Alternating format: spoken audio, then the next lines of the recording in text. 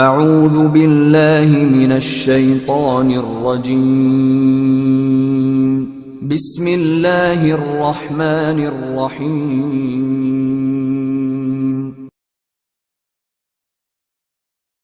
نہیں آتی وہ اولیاء اللہ کو نظر آتی، اور اولیاء اللہ اس کو دیکھ کر کہتے ہیں قلندر ہرچ گویت دیدہ گویت. قلندر جو کچھ بھی کہتے ہیں وہ اپنی آنکھوں سے دیکھ کر کہتے ہیں. حضرت خواجہ نظام الدین قلندر اعظم ہیں، تمام قلندروں کے قلندر ہیں، اور انہیں آگے کی چیز نظر آ رہی ہے. کیا نظر آیا؟ کہ وہ دلی پہنچ ہی نہیں سکے گا. چنانچہ سفر سے جب واپس آیا وہ دلی دروازے کے قریب، تو دلی دروازے کا شہر میں داخل ہونے کے دروازے پر جو بڑا پتھر تھا خود بخود گرا اور بادشاہ کا سر کچلا گیا، اور اسی دروازے پر وہ مر گیا، دلی میں داخل نہیں ہو سکا. یہ مطلب تھا ہنوز دلی دورست کا، کہ دلی تو دور ہے، دلی وہ پہنچ ہی کہاں سکے گا جو ہم سے بدلہ لے گا. یہ اللہ والوں کی باتیں ہوتی ہیں کہ ان کو وہ نظر آتا ہے جو عام انسانوں کو نظر نہیں آتا. اسی طرح اللہ والے قبروں پر جاتے ہیں زیارت کے لیے، اور وہ قبر پر بیٹھ کر قبر میں رہنے والی میت سے بات کرتے ہیں. قبر میں جو لیٹے ہوئے بزرگ ہیں، جو لیٹی ہوئی حضرت ہیں، ان سے وہ بات کرتے ہیں، مراقبہ کرتے ہیں، ان سے ملتے ہیں. حضرت خواجہ قطب الدین کاکی رحمت اللہ علیہ یہ اپنے پیر و مرشد حضرت خواجہ معین الدین چشتی رحمت اللہ علیہ کی مزار پر جاتے تھے. دلی سے اجمیر جانا، وہ زمانے میں سواریاں تو تیز نہیں تھیں، معمولی اونٹوں پر اور خچروں پر اور پیدل جایا کرتے تھے. تو ہر مہینہ جاتے تھے اپنے پیر و مرشد کی قبر کی زیارت کے لیے. ایک مرتبہ جاتے ہوئے دل میں خیال آیا کہ ہم تو بار بار جاتے ہیں، پتہ نہیں پیر و مرشد کو خبر ہوتی بھی ہے کہ نہیں ہوتی. جب گئے سامنے فاتحہ پڑھنے تو قبر سے آواز آئی، مرا زندہ پندار چوخیشتن من آیم بجانگر تو آئی بطن. قبر سے آواز آئی. خواجہ معین الدین چشتی رحمت اللہ علیہ نے کہا، ارے قطب الدین، مجھے اسی طرح زندہ سمجھو جیسے زندگی میں زندہ تھا. جب تم اپنے جسم سے آتے ہو میرے پاس، میری روح تم سے مانقہ کرتی، میں اپنی جان کے ساتھ تم سے ملنے آتا ہوں. تم یہ سمجھتے ہو کہ میں مر چکا ہوں؟ نہیں، میں زندہ ایسا ہی ہوں جیسے زندگی میں تم مجھے زندہ دیکھتے تھے. تم اپنی جسم سے میری زیارت کے لیے آتے ہو، میں اپنی روح کے ساتھ تمہاری زیارت کو آتا ہوں. کیا نا کہ بزرگوں اور دوستوں، ہم ان چیزوں سے ناواقف ہیں. یہ ایسا ہی ہے جیسے ایل کے جی کے بچے کو میڈیکل سائنس کی کتاب دے دی جائے. چونکہ ہم اس سے بہت دور ہیں، ہم ابھی ظاہر بھی نہیں ہیں، ہم نے ابھی نماز نہیں پڑھی تو معراج کا لطف کہاں اٹھائیں گے؟ ارے جو نماز کی پابندی سے پڑھے گا وہ معراج کا لطف اٹھائے گا. معراج کا لطف کیا ہے؟ اللہ کی دیدار کرے گا، روحانی دیدار کرے گا، اللہ سے بات کرے گا، اللہ سے قریب ہو کر قربت حاصل کرے گا. حدیث میں آتا ہے الساجد یسجد بین قدمی الرحمن، جب بندہ سجدہ کرتا ہے تو اتنا قریب ہوتا ہے جیسے بچہ ماں کی گود میں ماں سے قریب ہوتا ہے. حدیث کے الفاظ کا ترجمہ ہے جب بندہ سجدہ کرتا ہے تو اللہ کے قدموں پر اس کا سر ہوتا ہے. وہ کیفیت کب ملے گی؟ جب نماز پڑھے گا. نماز ہی نہیں پڑھے گا تو وہ کیفیت کہاں ملے گی؟ وہ قرب کا نصیب ہوگا، وہ تعلق کا نصیب ہوگا، وہ معرفت کا نصیب ہوگی، وہ دیدار کا نصیب ہوگی. جب پھل لگے گا جبھی تو اس میں خوشبو آئے گی، اور رس آئے گا، جوس آئے گا. پھل ہی نہیں ہے تو پھر جوس کہاں آئے گا؟ اس میں رس کہاں آئے گا؟ خوشبو کہاں آئے گی؟ پہلے ظاہری ڈھانچہ تو بناؤ. حضرت صابر کلیری رحمت اللہ علیہ 11 سال کی عمر میں لنگر کے چیف بن گئے. لنگر سینکڑوں لوگوں کو کھانا کھلانا، حضرت نے پورا نظام ان کے ہاتھ میں دے دیا تاکہ بے تکلف یہ بھی کھا لیا کریں. 12 سال تک لنگر کی خدمت کی. ماں دیکھنے کے لیے آئی، اپنے بیٹے کو دیکھا تو وہ بالکل گھٹ گیا اور کانٹا ہو گیا ہے. کہا بیٹا کھانا نہیں کھاتے ہو؟ کہا ماں مامو جان نے مجھے لنگر کی خدمت پر ناظم بنایا ہے.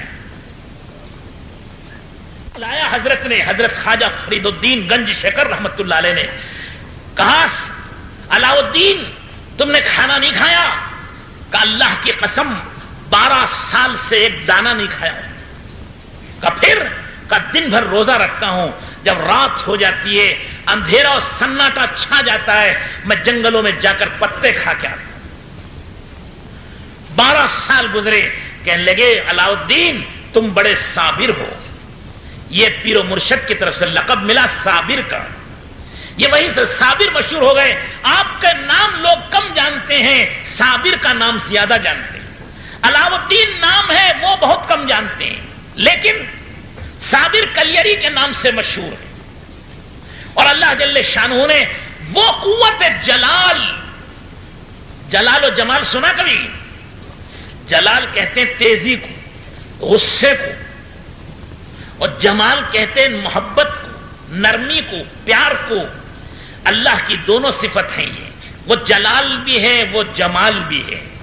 اور آقا رحمت صلی اللہ علیہ وسلم جلال نہیں جمال ہی جمال ہے. لیکن بزرگان دین اور اولیاء اللہ میں کچھ وہ ہیں جن پر جلال کا غلبہ ہوتا ہے اور کچھ وہ ہیں جن پر جمال کا غلبہ ہوتا ہے. حضرت صابر کلیری رحمت اللہ علیہ پر جلال کا غلبہ تھا. مجاہدے پر مجاہدہ، مجاہدے پر مجاہدہ، تکلیف پر تکلیف، مشقت پر مشقت برداشت کرتے کرتے قوت اتنی روحانی پیدا ہو گئی تھی کہ وہ اپنے ساتھ کسی کو رکھنا نہیں پسند کرتے. حضرت خواجہ فرید الدین گنج شکر رحمت اللہ علیہ سے ان کی بہن نے کہا تمہاری لڑکی سے میرے لڑکے کا نکاح کرا دو. پیر صاحب نے کہا کہ علاؤ الدین لڑکی کو نہیں برداشت کرے گا، وہ بیوی کو نہیں برداشت کر سکے گا. تو بہن نے کہا کہ ہاں ہاں تم بہانے کرتے ہو، میں غریب و بیوہ عورت ہوں اس لیے تم یتیم بچے کی شادی نہیں کرنا چاہتے ہو. کسی بڑے گھر میں جیسے عورتوں کی عادت ہوتی ہے بولنے کی، تو بولنے لگی. تو حضرت نے کہا اچھا بابا چلو ہم اپنی بچی کا نکاح کر دیتے. مشکل سے نکاح کرا دیا. رات آئے بڑی دیر میں تہجد پڑھ کر، تو بیوی کو پہچان مشکل ہو گئی. کہنے لگے کون ہے؟ کہا میں بیوی ہوں تمہاری. ابھی تو نکاح قبول کیا تم نے آج. کہا نہیں، اس دل میں ایک محبت کے ساتھ دوسری محبت کو جگہ نہیں ملے گی. ایک آہ کھینچی تو اس عورت کے دل سے جو کچھ بھی دنیا کی محبت تھی وہ جل کے راکھ ہو گئی. بیوی نہیں جلی. بعض لوگوں نے حضرت کی کرامتوں میں یہ بھی بیان کرنا شروع کر دیا ہے کہ ایک آہ پر حضرت کی بیوی جل گئی. بیوی نہیں جلی، محبت کی آگ لگی. کس میں؟ دل میں. کس کو جلایا؟ اللہ کے غیر کو جلا دیا. اللہ باقی ہے. ورنہ اپنے پیر و مرشد کا احترام اور ان کی اولاد کا احترام تو واجب ہے. پھر بعض بزرگوں کا کہنا ہے کہ ان کی اولاد بھی ہوئی، لیکن یہ تو صابر ہیں. ان کو نہ کھانے کی فرصت نہ بات چیت کی فرصت، بس کبھی اللہ کا حکم سمجھ کے حق ادا کر دیا، کھا لیا، کبھی پی لیا کبھی نہیں. گھر میں فاقہ، جوان بچہ، چہرہ پیلا ہو گیا، زرد پڑ گیا. پوچھا بیٹے کیا بات ہے؟ کہنے لگے 3 دن ہو گئے کچھ کھایا نہیں. مرید نے بہت سا مال حضرت صابر کلیری رحمت اللہ علیہ کی خدمت میں پیش کیا کہ حضور فاقے کیوں جھیلتے ہیں؟ ہم آپ کے خادم موجود ہیں، آپ حکم کریں ہم آپ کے گھر کو سونے چاندی سے بھر دیں گے. یہ کھانا ہے، اسے نوش فرمائیں، آئندہ ہم آپ کی خدمت کریں گے. حضرت نے دیکھا کہ میرے حال کی خبر کس نے کی ہے، اور فوراً بد دعا کی کہ جس نے میرے حال کی خبر کی ہو وہ مر جائے. اچانک جوان بچے کا انتقال ہو گیا. اسی کو کہتے ہیں جلالی پیر تھے. جلال کس میں؟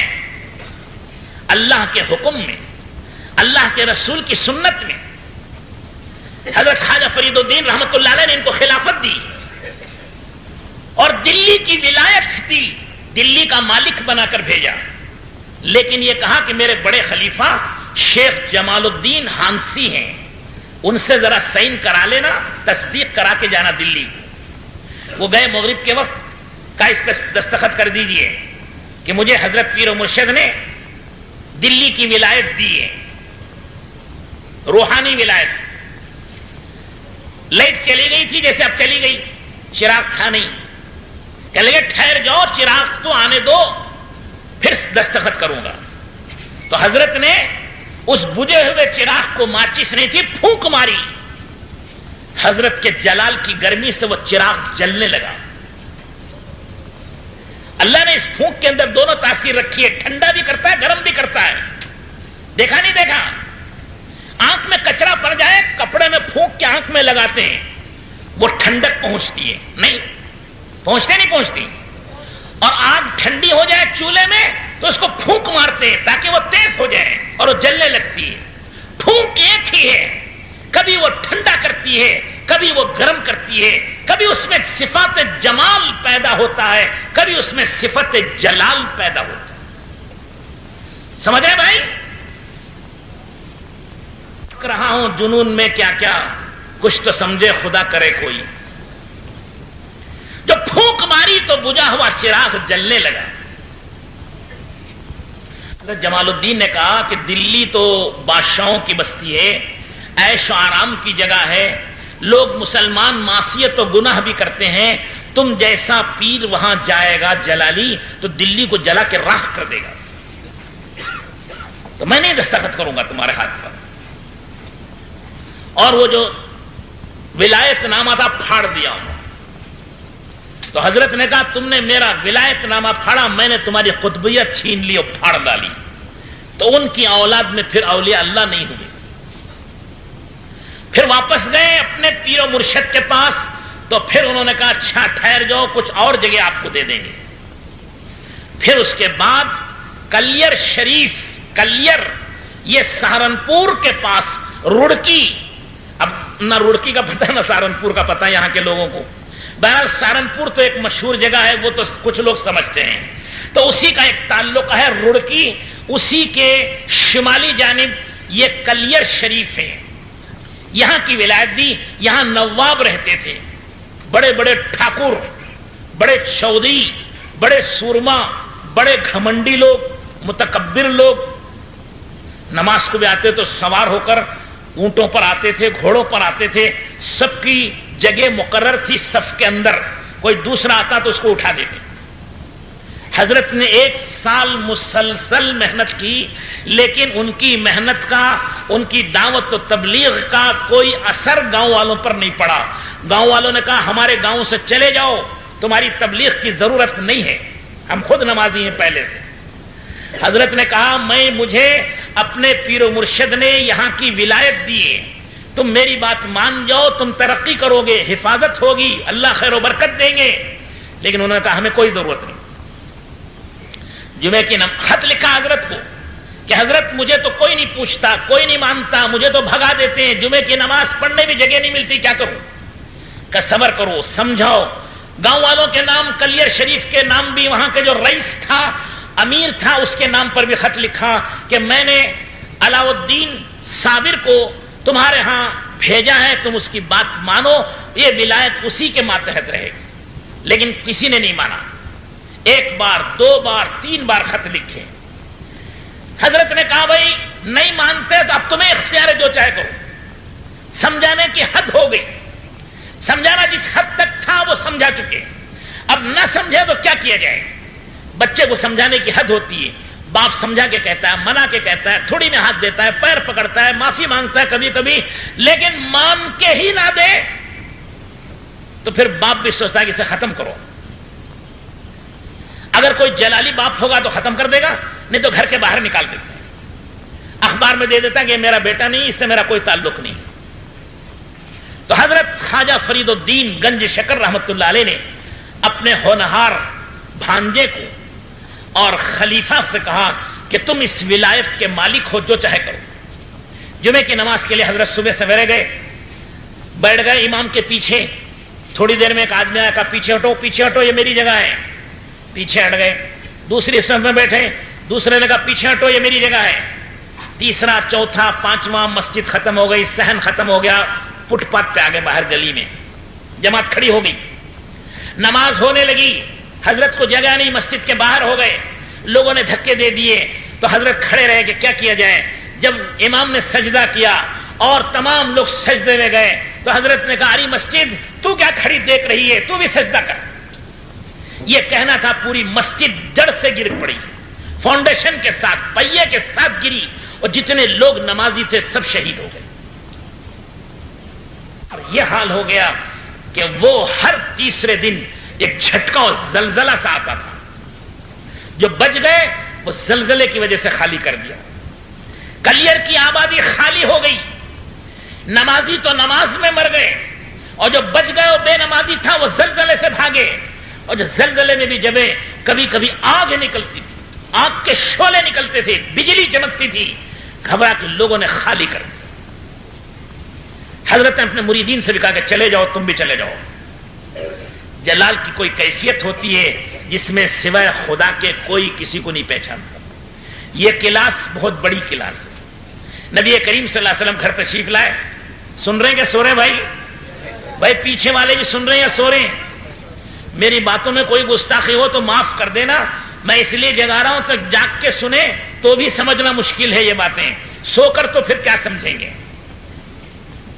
حضور اکرم صلی اللہ علیہ وسلم گھر تشریف لائے، اسی جلالی کیفیت میں تھے۔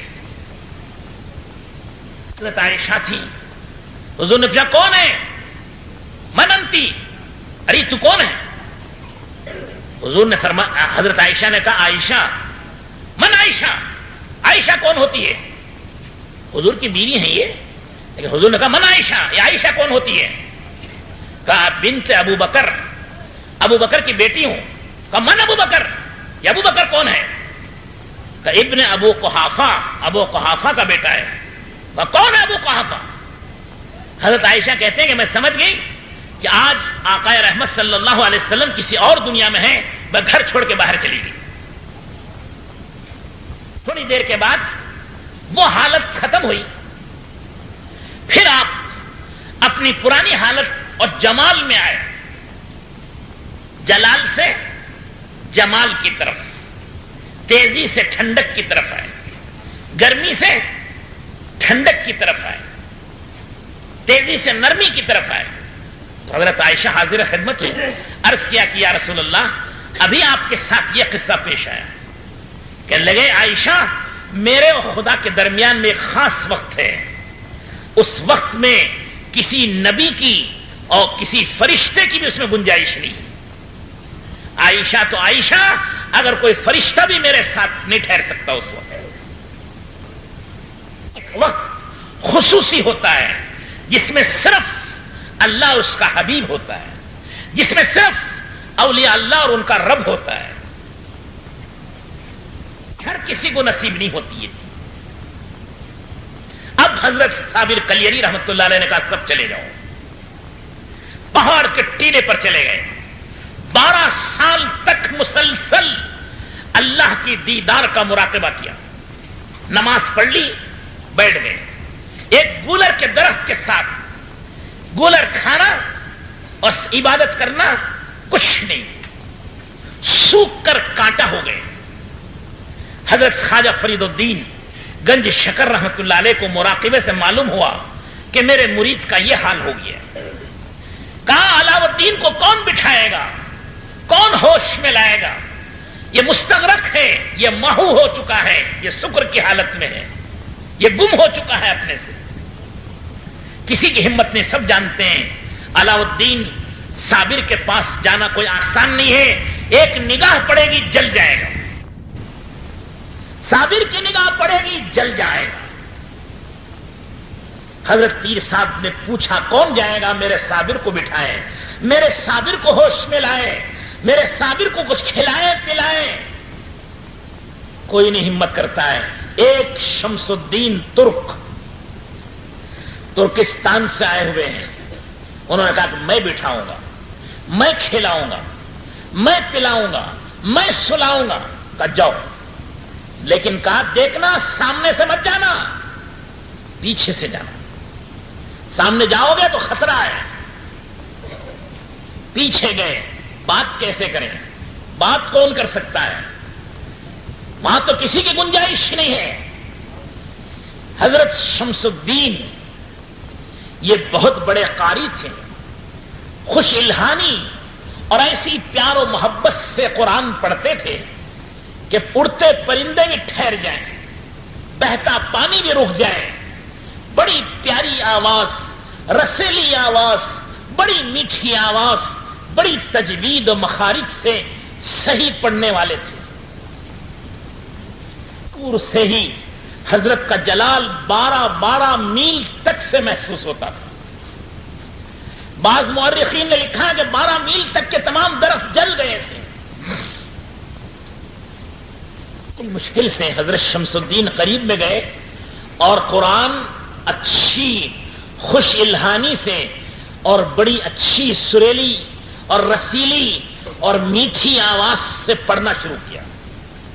اب بزرگان دین تو قرآن کے عاشق ہوتے ہیں, یہ تو ان کے رب کا کلام ہے, اور قرآن کو کلام اللہ کہتے ہیں. اللہ سے بات کرنا, کون اللہ سے بات نہیں کرنا چاہتا؟ جب یہ قرآن پڑھنے لگے پیچھے سے تو حضرت صابر کلیری ہوش میں آئے, کہنے لگے میرا رب کا کلام اور اتنی میٹھی آواز اور اچھی آواز سے پڑھ رہا ہے. کہنے لگے کون ہے؟ پیچھے سے کیوں پڑھتے ہو, سامنے سے آ کے پڑھو. قرآن پیچھے سے پڑھنا بے ادبی ہے, قرآن کو پیٹھ دکھانا بے ادبی ہے. اب اجازت ہو گئی. اجازت کے ساتھ حضرت کا جلال جمال میں بدلا.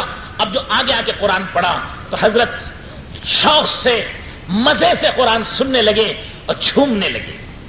تھوڑی دیر ہو گئی, کہنے لگے شام ہو رہی ہے, مجھے کھڑا نہیں جاتا آپ کے ساتھ, میں تو تھک گیا ہوں, میں بیٹھ کے پڑھوں گا. کہنے لگا ہاں بیٹھ جاؤ تم, میں کھڑا رہوں گا. میں قرآن کے سامنے بیٹھ نہیں سکتا, میں کھڑا رہوں گا, تم بیٹھ کے پڑھو. کہا میرا تو جی نہیں چاہتا کہ آپ کھڑے رہیں اور میں بیٹھ کے پڑھوں, ایسا میں نہیں پڑھوں گا. اب چونکہ قرآن سے عشق ہو گیا, اب ان کی وجہ سے کہا اچھا مجھے بٹھا دے. بٹھا دیا. تھوڑی دیر پڑھا, کہنے لگے مجھے بھوک لگ رہی ہے, میں تو نہیں پڑھوں گا, مجھے کھانا کھلاؤ گے تو پڑھوں گا. کہا اچھا یہ گولر کھا لو. کہا میں اکیلا کھاؤں, آپ نہیں کھائیں گے؟ کہا میں نہیں کھاؤں گا.